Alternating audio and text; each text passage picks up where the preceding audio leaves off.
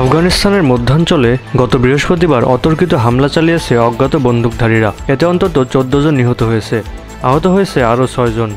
তালেবানের একজন মুখপাত্র এই তথ্য জানিয়েছে। প্রতিবেদনে বলা হয়েছে, বৃহস্পতিবার রাতে এ ঘটনা ঘটেছে। ইতিমধ্যে এ হামলার দায় স্বীকার করে নিয়েছে জঙ্গি গোষ্ঠী ইসলামিক স্টেট, তবে এই নিয়ে তারা কোনো প্রমাণ দেয়নি। ডেকুন্ডি প্রদেশের অধিকাংশ বাসিন্দা শিয়া মুসলিম। প্রদেশটিকে সবচেয়ে নিরাপদ হিসেবে বিবেচনা করা হয়। গত 6 বছরের মধ্যে দেশটিতে হওয়া অন্যতম প্রাণঘাতী মামলা এটি।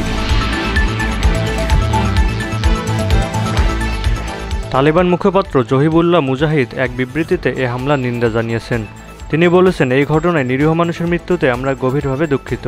এই ঘটনার দায়ীদের খুঁজে বের করার জন্য আমরা আন্তরিকভাবে চেষ্টা চালাচ্ছি এবং তাদের বিচারের মুখোমুখি আনার চেষ্টা করছি।